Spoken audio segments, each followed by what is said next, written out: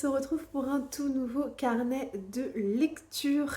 On est reparti pour une nouvelle semaine. Et donc, quoi de mieux que de commencer la semaine en vous faisant un petit update lecture. Je vais donc vous parler de la lecture que je viens de terminer et de ma lecture audio également. Voilà. Je vais faire ça assez rapidement parce que j'ai rendez-vous chez le dentiste dans pas très longtemps, dans une demi-heure là, donc il va falloir que je parte rapidement.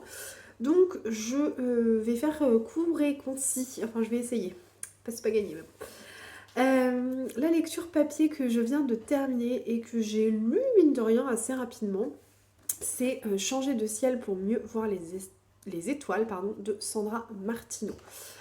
C'est un roman que j'avais acheté lors d'une dédicace qu'organisait une petite librairie à côté de chez moi. Donc j'ai eu l'occasion de rencontrer l'autrice qui m'avait fait d'ailleurs une très très jolie dédicace. Je vous en avais déjà parlé dans un de mes carnets de lecture, hein. Je sais plus lequel c'était, mais voilà, je vous l'avais déjà montré. Je vais peut-être retirer le bandeau, là, ça m'énerve plus que de chose, ces bandeaux. Voilà. Alors, de quoi ça parle? Eh bien écoutez, dans ce roman, on fait la connaissance de Chloé Edouard, qui est une jeune parisienne trentenaire. Elle est autrice de romans à succès et elle est l'archétype un petit peu de la citadine, de la parisienne. Elle ne jure que par les soirées mondaines, que par sa vie de parisienne, voilà. Jusqu'au jour où on va lui apprendre que sa grand-mère, qu'elle ne connaît pas, Elisabeth, est décédée et qu'elle lui lègue sa maison qui est située dans un tout petit village situé en plein cœur de la Sarthe, petit village qui s'appelle Maintenon. Elle hérite donc de cette maison, elle débarque là-bas et elle va être confrontée à l'hostilité des habitants de la ville de Maintenon, des personnages qui sont tout de même haut en couleur, mais qu'elle va prendre très vite de haut. Voilà. Donc c'est un petit peu le postulat de départ. Honnêtement, quand j'ai commencé le roman, j'ai eu une grosse frayeur. Je me suis dit, oulala, je ne l'ai pas du tout accroché. Pourquoi? Parce qu'on se rend très vite compte que Chloé, le personnage principal, c'est une véritable caricature. C'est une caricature de la trentenaire parisienne, très snob, qui prend tout le monde de haut, enfin vraiment insupportable quoi. Donc je me suis dit, je sais pas trop dans quoi je m'embarque, ça va être compliqué. Heureusement, ce n'est pas un sentiment que j'ai ressenti très longtemps et au fur et à mesure de l'histoire, ça s'estompe un peu ce sentiment-là et Chloé elle devient plus agréable. Alors c'est pas pour autant que j'ai eu un énorme coup de cœur pour le personnage de Chloé, non. Mais franchement ça devient plus agréable et je pense que ce qui la rend aussi plus attachante, c'est le fait que on apprend à connaître les personnages de maintenant. Et en fait les personnages de maintenant, moi je les ai trouvés terriblement attachants. Plus que Chloé, voilà. Donc du coup ça vient un peu contrebalancer le côté un petit peu pénible que le personnage principal peut avoir. Et ouais, moi les personnages enfin tous les habitants en fait de la ville de maintenant, ils sont mais alors géniaux, enfin vraiment, c'est des personnages auxquels on s'attache très vite, ils sont tous un peu particuliers, ils ont tous leurs petites habitudes, leurs petites manières, et c'est top quoi, franchement, c'est vraiment top.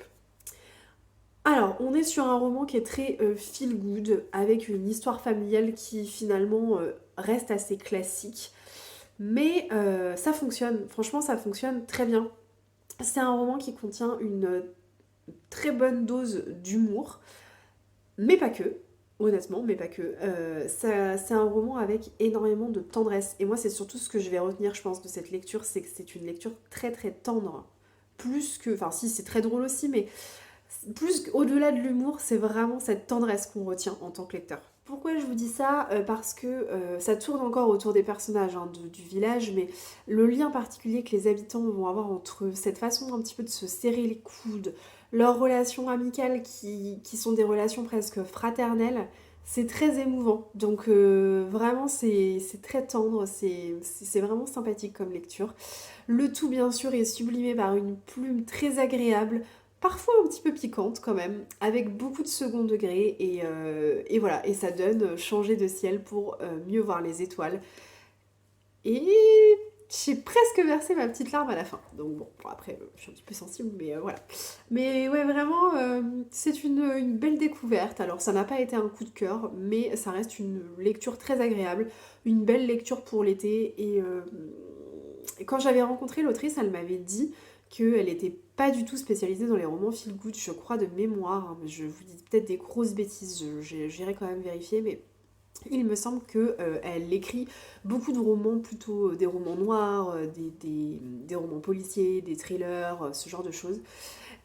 Eh bien écoutez, pour quelqu'un qui a écrit un seul feel good, je trouve qu'elle s'en sort très très bien. Et voilà, franchement, ça c'est un super roman à mettre dans sa valise pour cet été. Ça se lit très très bien en vacances, hein, je pense. Voilà. Voilà ce que je pouvais vous dire sur ce que... pas du tout. Sur changer de ciel pour mieux voir les étoiles, je vais pas y arriver. Je suis un peu fatiguée, hein. On est mercredi, je suis en vacances dans 2 jours, et autant vous dire que j'attends avec impatience ces vacances, hein, donc ouf. Voilà, bref. Passons, changeons de sujet. Sinon, au niveau lecture audio, je suis plongée dans un roman qui s'appelle Dans 5 ans, écrit par Rebecca Sterle. Il me semble que ça a été publié aux éditions Charleston. Et voilà, et là je l'écoute en audio sur Audible. C'est un roman qui fait 7 heures d'écoute à peu près, et j'en suis à la 4e heure. J'ai écouté 3 heures à peu près. Euh, Bon, pour tout vous avouer, pour l'instant, ce n'est pas une franche réussite, parce qu'on est un petit peu sur la même problématique que j'ai pu rencontrer dans Changer de ciel pour mieux voir les étoiles.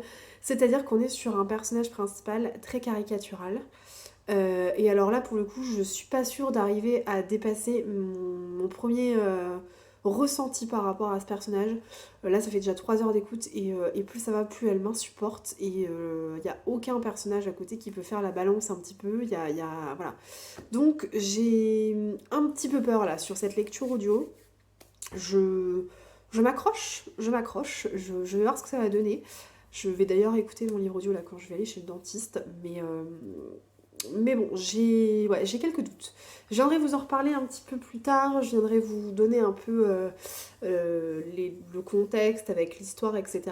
pour vous en parler plus en détail, mais vous de votre côté, n'hésitez pas d'ores et déjà à me dire en commentaire si c'est un roman qui vous a plu, et si ça sert à quelque chose, que je m'accroche ou pas, quoi.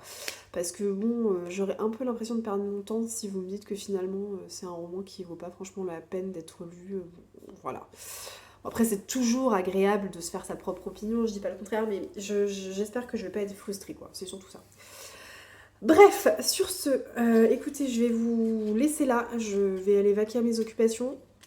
Je vous reprends très bientôt. Alors demain, je suis pas sûre parce que j'ai une grosse journée, mais j'espère pouvoir vous reprendre vendredi. Et puis, je vous laisse regarder la suite de la vidéo. Allez, ciao!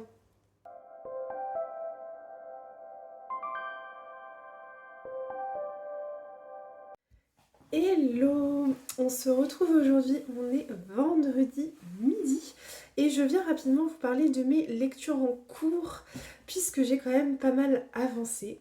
J'ai donc avancé dans une nouvelle lecture papier qui est un Virginie Grimaldi, et que ne durent que les moments doux. C'est mon 4e Virginie Grimaldi, j'ai déjà lu. Il est grand temps de rallumer les étoiles, que j'ai bien sûr adoré. Tu comprendras quand tu seras plus grande, que j'ai également adoré. Et le dernier que j'ai écouté en audio, c'était Le parfum du bonheur est plus fort sous la pluie, je crois, ou quelque chose comme ça. Que j'avais bien aimé, mais je l'ai trouvé dur et je l'ai pas lu au bon moment, je pense. Donc voilà. Donc, une fois n'est pas coutume, je me dis qu'un Virginie Grimaldi pendant les vacances, enfin même si c'est pas vraiment les vacances, mais en tout cas pendant l'été, c'est plutôt une bonne idée.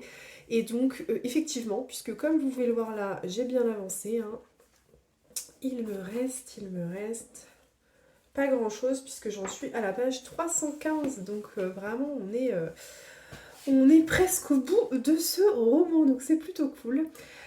Ce roman-là, c'est un roman sur la maternité. On suit l'histoire de 2 femmes en parallèle. On suit l'histoire de Élise, Elise, c'est une femme de 50 ans à peu près, qui voit ses enfants quitter le nid. En fait, elle est maman de Charline et Thomas. Donc Charline est déjà partie, hein. Charline vit avec son compagnon à Londres et elle vit sa vie de jeune femme. Et Thomas, son petit dernier, vient de quitter la maison. Il part s'installer à Paris et donc elle se retrouve seule dans son appartement bordelais. Et en fait, c'est toute la thématique ben voilà, de ces femmes, de ces mamans qui se retrouvent du jour au lendemain sans leurs enfants. Et voilà, c'est très dur pour elles. C'est une thématique que moi j'avais rarement vu abordée dans les romans, donc je trouve ça plutôt bien de le voir un petit peu plus souvent. Et j'ai trouvé ça sympa que Virginie Grimaldi fasse un roman dessus.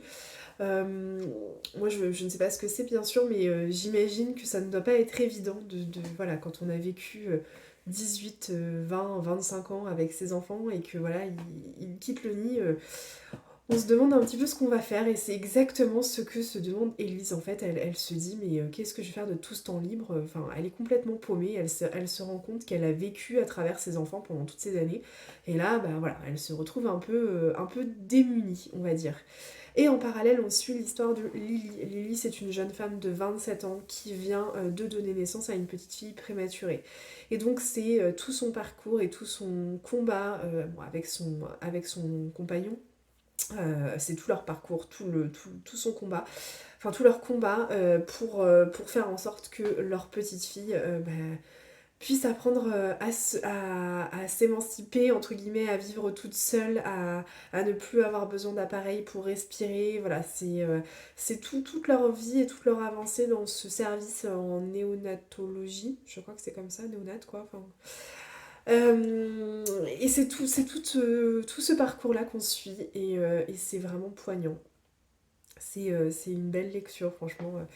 Ça m'a arraché quelques petites larmes, je ne vais pas vous le cacher. Euh, J'aime bien, enfin franchement j'aime bien, j'avance bien. Alors je vais pas vous dire, en ce moment effectivement je trouve que j'ai un rythme de lecture assez soutenu, mais en même temps je triche un peu puisque je prends des romans comme celui-là. Je sais pertinemment que ça va me plaire et du coup j'avance très très vite. Donc voilà, encore une fois, si jamais vous ne connaissez pas Virginie Grimaldi, ce qui me...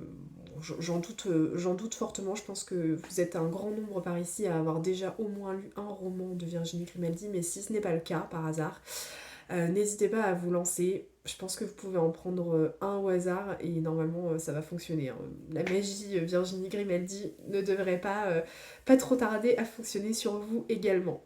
Donc voilà, en tout cas, si vous êtes plutôt sensible aux questions sur la maternité, lancez-vous dans celui-là, il devrait forcément, il devrait vous plaire en tout cas. Enfin, moi c'est mon avis, hein, je pense qu'il vous plaira. Par contre, si vous êtes enceinte, ou vous venez d'accoucher, ou vous êtes en parcours PMA, ou ce genre de choses, ne vous lancez peut-être pas là-dedans parce que c'est un peu... Enfin, c'est très poignant et voilà, vous risquez peut-être pas d'avoir un très très bon souvenir avec ce genre de lecture. Donc, bon, bref, je préfère quand même me prévenir. C'est poignant. C'est un petit peu comme le parfum du bonheur est plus fort sous la pluie. Si vous êtes enceinte, si vous venez d'accoucher, ce genre de choses... Bon, peut-être pas tout de suite, quoi, hein. Attendez un peu avant de le lire. Donc voilà, mais encore une fois, je suis plus que ravie de me lancer dans les Virginie Grimaldi. J'ai pas lu les deux derniers, là, Les Possibles, et je sais plus comment s'appelle le dernier. Mais voilà, je pense que je vais les garder pour l'été prochain. Voilà ce que j'avais à vous dire sur ma lecture en cours. Sur la lecture audio, je suis toujours dans 5 ans de Rebecca Sterle. J'avance à pas de souris pour le coup, parce que je suis quand même un peu moins emballée hein, qu'un Virginie Grimaldi ou une autre lecture. Je m'accroche, hein, je m'accroche vraiment. Il doit me rester encore 3 heures d'écoute, donc j'ai vraiment envie d'aller au bout parce que j'aimerais bien savoir où va l'autrice. Et en plus de ça, pour avoir lu quand même quelques avis sur ce livre-là, j'ai cru comprendre que la fin était assez stupéfiante et assez surprenante. Donc, je me dis que je vais aller au bout, ne serait-ce que pour me faire ma propre opinion sur la fin de ce roman. Mais pour l'instant, franchement, c'est loin d'être un coup de cœur. Donc, on verra bien, on verra bien. Bon écoutez, je vais vous laisser là, moi je vais continuer ma journée, c'est ma dernière journée de travail avant les vacances, donc autant vous dire qu'elle est quand même assez chargée. Je vais faire fissa et je vais faire en sorte de ne pas finir trop tard ce soir quand même, donc voilà. Je vous laisse là pour l'instant et je vous reprends plus tard.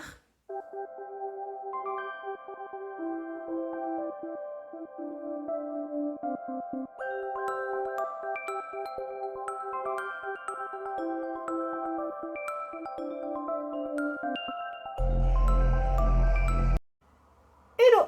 On est samedi aujourd'hui et je viens vous parler de mes lectures en cours. Et j'ai un petit unboxing à faire avec vous également. Et puis j'ai fait un petit craquage livresque que je vais vous montrer en tant qu'à faire. Du coup, de quoi je voulais vous parler? Première chose, j'ai terminé le Virginie Grimaldi Et que ne durent que les moments doux. Eh bien écoutez, ça reste sur la même lignée que ce que je vous ai dit jusque-là. C'est-à-dire que j'ai beaucoup aimé. J'avais un petit peu peur parce que... Enfin, un petit peu peur. C'est une lecture que j'ai dégommée, hein, donc voilà, j'ai beaucoup apprécié. Mais je me suis dit que j'allais rester un peu sur ma faim parce que je voyais pas trop le lien entre les deux histoires, entre l'histoire de Élise, pardon, et l'histoire de Lily. Et donc, je me suis dit, oh, je sais pas trop si à un moment ou à un autre ça va se recouper, je sais pas quel est le lien. Et finalement, comme d'habitude avec Virginie Grimaldi, on a une petite révélation finale à laquelle on ne s'attendait pas. Et puis comme d'habitude, ça a marché avec moi. Donc c'est venu complètement compléter cette lecture. Et puis bah, je peux que vous recommander d'y aller. Franchement, encore une fois, c'est mon 4e Virginie Grimaldi. Et encore une fois, je ne suis pas déçue. Donc, si vous avez envie de lire un livre sur la maternité, celui-ci, il me semble parfait pour cela. Ensuite, je voulais aussi vous parler de ma lecture audio, puisque je vous en parle depuis le début de la semaine, pour vous dire que je ne suis pas hyper emballée, mais bon, je ne vous ai pas donné plus d'informations sur l'histoire, sur le contexte, sur tout ça. Donc bon, je me dis que c'est peut-être le moment de vous en parler un petit peu. Donc, je suis en pleine lecture audio d'un roman qui s'appelle Dans 5 ans, écrit par Rebecca Serle et pas Sterle comme je vous ai dit jusqu'ici, hein, donc c'est bien Rebecca Serle, le nom de l'autrice. Il s'agit d'un roman qui se passe à New York et on fait la connaissance d'un personnage qui s'appelle Dani. Dani, c'est une femme très carriériste, très ambitieuse, qui est avocate d'affaires dans un grand cabinet. Qui passe sa vie à travailler, en gros elle travaille 70-80 heures par semaine, elle compte pas ses heures. Elle est fiancée à David qui est son pendant masculin, hein, je pense qu'on peut dire ça comme ça. Voilà, lui c'est pareil, hein, il est hyper carriériste, il passe sa vie à bosser et voilà, et ça leur va bien, ils sont un peu dans leur délire là, bossons. Il ne s'accorde que très peu de pauses. Il va quand même la demander en mariage, elle va accepter, donc ils vont se fiancer et ils font un peu traîner le mariage, voilà. Donc ça c'est un peu le postulat de départ et il va se passer quelque chose d'assez incroyable puisque Dani elle va faire un bond dans le futur, un bond de 5 ans et en fait elle va se réveiller dans un lit qui n'est pas le sien, dans un appartement qui n'est pas le sien, avec un homme qui n'est pas le sien, voilà. Et donc ça va complètement la chambouler, la déstabiliser parce que bon, au-delà du bond dans le futur qui est un peu déstabilisant quand même, faut le dire, au-delà de ça, Dani c'est quelqu'un qui programme sa vie au millimètre près. Elle a un programme fait sur 5 ans, donc elle sait très bien ce qui va se passer l'année d'après, l'année suivante, enfin tout est vraiment programmé, tout est fait au carré et ça ne fait absolument pas partie de son futur. Normalement dans 5 ans, elle sera mariée avec David, elle sait très bien où ils vont habiter et ça fait pas partie du plan quoi. Donc voilà, il va se passer ce qui va se passer pendant cette petite période là de bond dans le futur.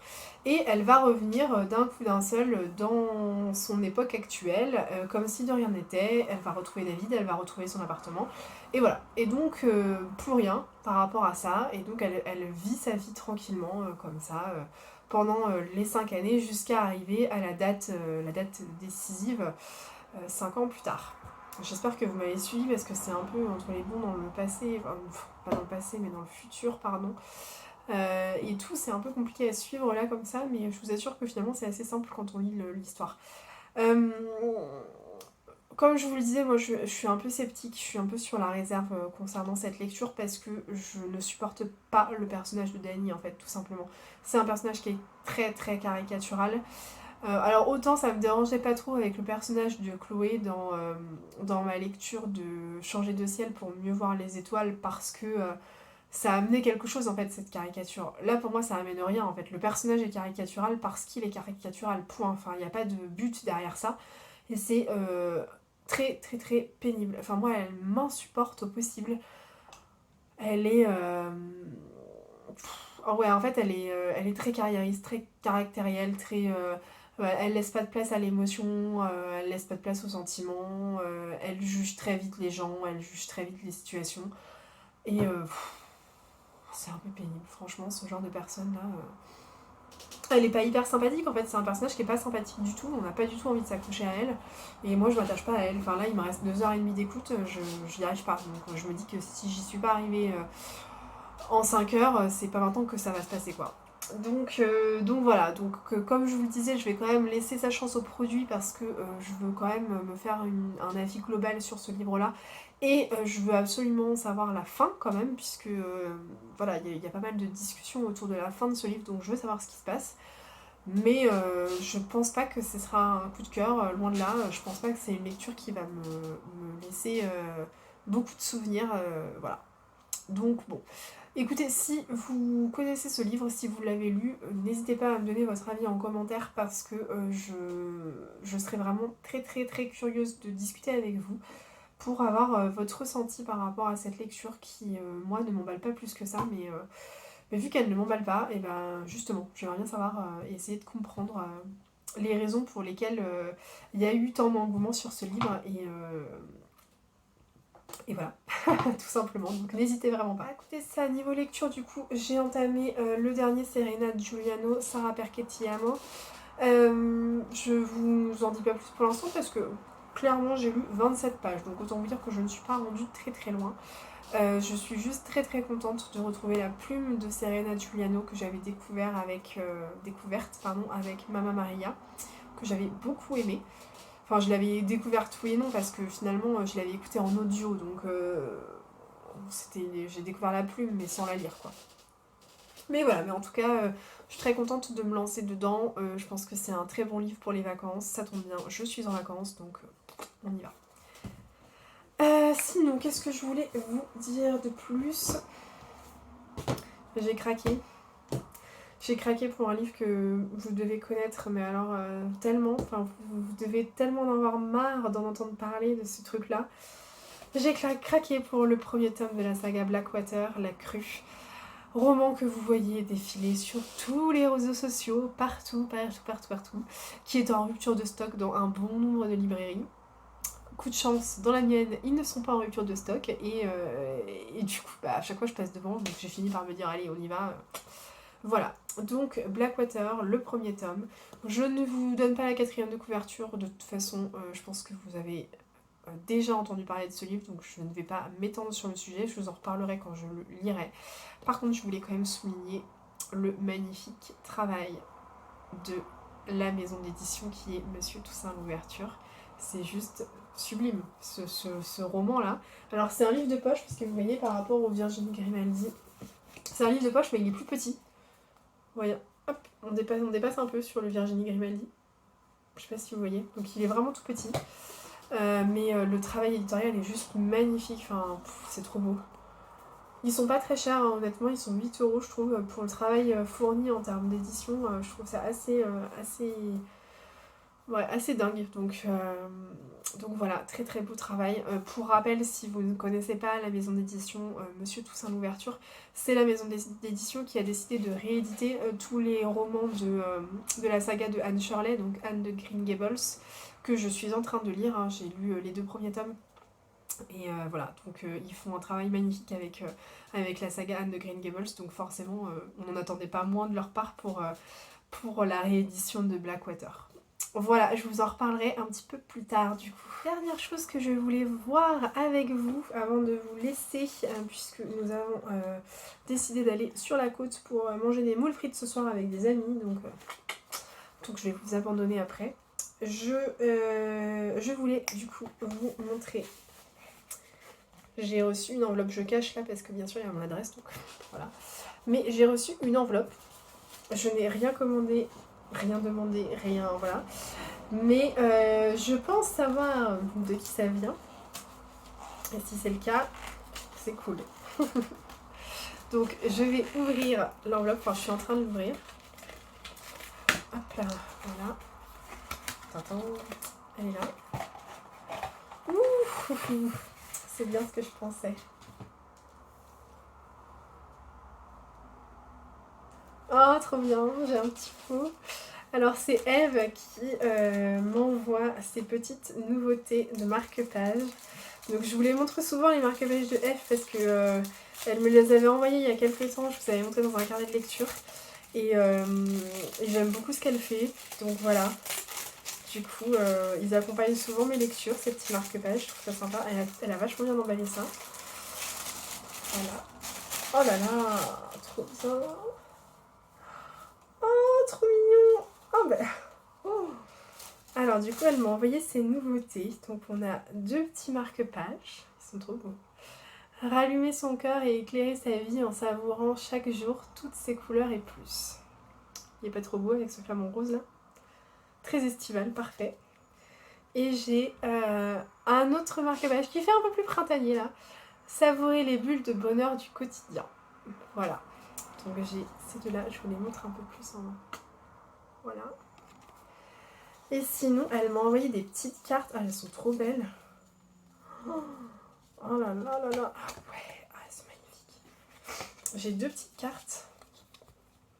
Donc j'ai une petite carte de remerciement. Donc ça c'est plutôt cool.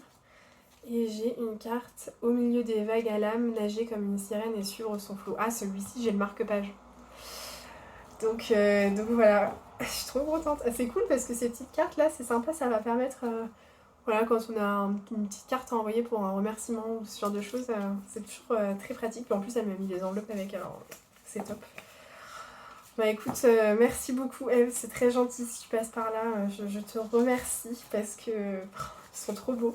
Ils sont trop beaux les marque-pages, bon, les cartes aussi, hein, franchement magnifiques. Et je les mets d'ores et déjà dans les petites enveloppes comme ça. Je n'aurai plus qu'à écrire des petits mots dedans et à les envoyer pour les offrir, n'est-ce pas? Ou même les garder pour moi. Remarque, je peux les garder pour moi aussi. Je peux faire ça. Mais bon, en tout cas, ce qui est sûr, c'est que les 2 marque-pages, je vais d'ores et déjà les utiliser. Je me demande si je vais pas mettre dans Blackwater. Donc voilà, merci beaucoup. Je vous mettrai toutes les infos du site de Eve en barre d'infos, comme ça si vous voulez aller voir un petit peu ce qu'elle fait. J'ai vu qu'elle avait sorti aussi ses nouveautés pour l'automne là et Noël je crois, enfin pour l'hiver, et franchement c'est très sympa encore une fois, donc n'hésitez pas à aller voir. Et puis moi je vais arrêter de blablater là parce que ça fait 15 plombs que je vous parle, donc je vais arrêter là.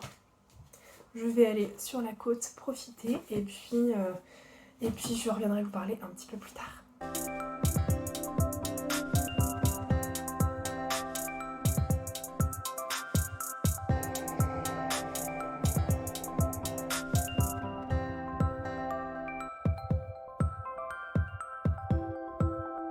Hello!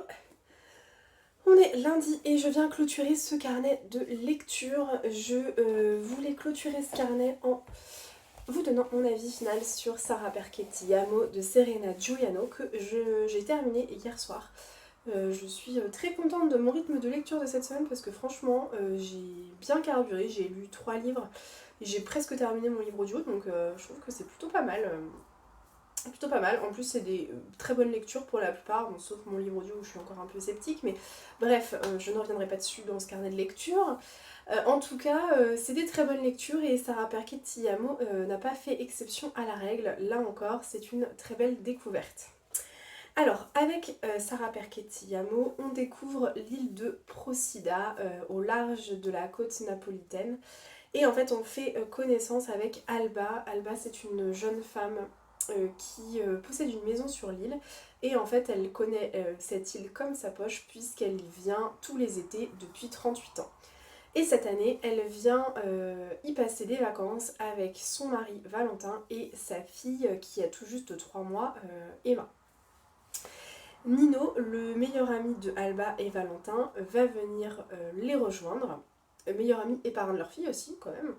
Va venir les rejoindre avec sa nouvelle compagne, Gabrielle. Et donc, Alba et Gabrielle, elles vont se lier d'amitié et elles vont s'entraider. Et c'est leur histoire, en fait, pendant cet été, pendant ces vacances, qu'on va avoir dans Sarah Perquet-Tillamo.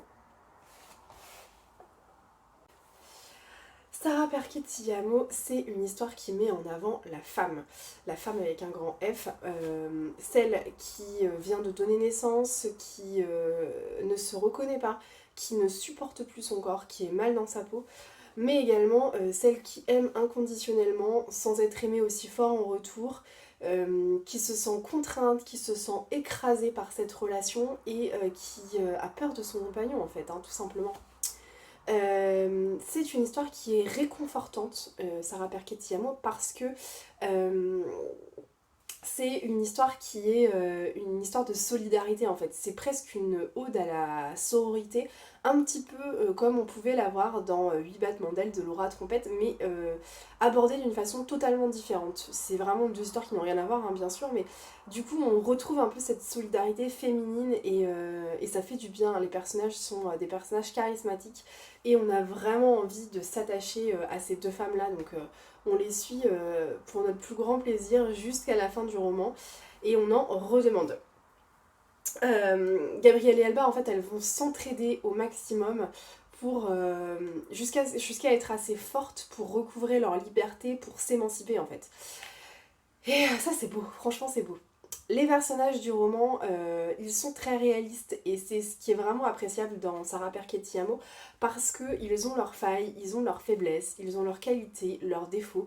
En fait, ils sont humains, tout simplement. Et du coup, c'est hyper facile de s'attacher à eux, de se comparer à eux parce que ce sont des personnages comme vous et moi qui ne sont pas des personnages surhumains. Et ça fait du bien de retrouver ce genre de personnages dans un roman. Donc ça c'est un gros plus je trouve. L'identification des personnages est vraiment vraiment facile dans ce roman de Serena Giuliano. Et ensuite, gros point fort également du roman, mais c'est un petit peu ce que j'avais retrouvé dans Mamma Maria, c'est que Sarah Perquet-Tillamo c'est une véritable invitation au voyage. On découvre l'Italie, on découvre l'île de Procida, on découvre la côte napolitaine, on découvre les îles à côté, et en fait franchement ça donne hyper envie de prendre un billet d'avion et de s'envoler directement pour l'Italie. On sent à travers les pages, quand on tourne les pages du livre, on sent le sable chaud sur nos pieds, on sent la chaleur italienne, on sent l'odeur des lasagnes italiennes, des pizzas à la mortadelle et à la mozzarella. Enfin bon voilà, c'est vraiment... on s'y croirait, vraiment, on s'y croirait. Et ça, c'est vraiment un côté que j'avais adoré dans Mamma Maria, pardon, et que je retrouve complètement dans Sarah Perquet-Tillamo. Et ça fait du bien en fait. C'est vraiment un roman à lire en vacances parce que on s'évade complètement, donc ça fait vraiment vraiment du bien. Euh, voilà ce que je peux vous dire, c'est vraiment une très très belle découverte ce roman. C'est un roman choral assez court pour le coup, donc c'est assez facile de le lire rapidement. Et il nous fait voyager vraiment instantanément tout en posant des questions qui sont des questions vraiment actuelles par rapport à l'émancipation de la femme en 2022. Donc c'est une très très très belle découverte. Dernier petit point quand même sur Sarah Perquet-Tillamo, parce que j'ai discuté avec l'une d'entre vous sur Instagram qui me demandait ce que j'en pensais par rapport à Mamma Maria et quel était le roman par lequel il fallait commencer. Alors honnêtement, je crois que c'est le quatrième roman de Serena Giuliano. Moi je n'ai lu que Mamma Maria et celui-ci, donc je ne peux pas faire de recommandations particulières Sur l'ordre des livres, je pense que, en vrai, je pense que peu importe, parce que ce sont des livres qui sont complètement indépendants les uns des autres, donc ça n'a pas d'importance, je pense. Après, moi, je pense quand même que j'ai eu une petite préférence pour Mama Maria. J'avais vraiment été complètement embarquée par cette histoire et j'avais eu un gros coup de cœur pour les deux personnages du roman, les deux personnages principaux. Donc je crois que j'ai quand même préféré Mama Maria. Mais celui-ci, franchement, il vaut aussi le coup d'œil, il vaut vraiment la découverte parce que moi j'ai passé un excellent moment et je suis très contente de l'avoir lu. Ma petite sœur a lu dernièrement Luna, je crois, que je n'ai pas lu, mais apparemment il est très très bien aussi, très court, donc en fait c'est un roman qu'on lit en très peu de temps et qu'on dévore. Hein. L'autre livre, Ciao Bella, je ne sais absolument pas de quoi ça parle par contre, et je ne me suis pas trop renseignée, donc je pourrais pas vous en dire plus, mais en tout cas, si vous voulez lire un de ces romans, sachez que voilà, que ce soit Mama Maria, Sarah Perchetti Amo ou de toute évidence Luna, si j'en crois le retour de ma petite sœur, vous pouvez y aller les yeux fermés, vous devriez passer un très très bon moment. Je vais clôturer ce carnet de lecture ici. Je pense qu'il va être assez long quand même parce que j'ai commencé à le monter et je pense qu'on est sur un carnet de lecture pas trop mal.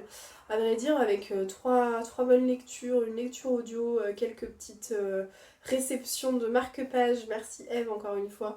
Voilà, je pense que j'avais de quoi vous raconter cette semaine. Comme je vous le disais, je ne sais plus quand, je crois que c'était la semaine dernière, c'est le dernier carnet de lecture pour un petit temps, puisque la semaine prochaine, nous partons en vacances là, très prochainement, enfin demain en fait, très prochainement demain. Donc je n'aurai pas de quoi vous filmer ni rien, donc tout ça pour vous dire qu'il n'y aura pas de carnet de lecture la semaine prochaine. En revanche, je vous ai filmé un petit book haul parce que j'ai fait un craquage monumental chez Book Off pour changer. Du coup, je vous ai fait un book haul que je vous publierai la semaine prochaine à la place d'un carnet de lecture. Parce que, voilà, j'ai juste à le mettre en ligne et puis je le programmerai pour la semaine prochaine. La semaine après, il n'y aura pas de carnet de lecture non plus. Par contre, je reprendrai à filmer. Donc du coup, vous aurez un carnet de lecture la semaine d'encore après. Voilà, enfin, j'espère que... Bon, en gros, pas de carnet de lecture pendant 2 semaines. Voilà ce qu'il faut que vous reteniez. Mais pas de carnet de lecture, mais un book haul quand même qui sera publié la semaine prochaine. Voilà. Il ne me reste plus qu'à vous souhaiter d'excellentes vacances et un excellent mois d'août. J'espère vraiment que vous, de votre côté, vous profitez de l'été. Nous, j'avoue qu'on profite bien parce que ça faisait longtemps qu'on n'avait pas eu un été aussi beau et aussi chaud. Donc alors oui, parfois c'est très très chaud. Oui, c'est pas forcément l'idéal parce qu'il y a des feux de forêt à droite à gauche et ça, franchement, ça fait mal au cœur. Mais c'est vrai que c'est quand même agréable d'avoir du beau temps et un peu de chaleur. Donc on ne va pas trop s'en plaindre et donc on espère que ce sera pareil pendant nos vacances et que nous n'allons pas avoir le traditionnel mois d'août un peu moche, un peu gris parce que ça va pas être très drôle. Bref, je vous souhaite donc un très bel été et puis je vous dis, je pense que la prochaine fois que je republierai un carnet de lecture, ce sera aux alentours du 15 ou 20 août, donc je vous dis à très bientôt. Ciao!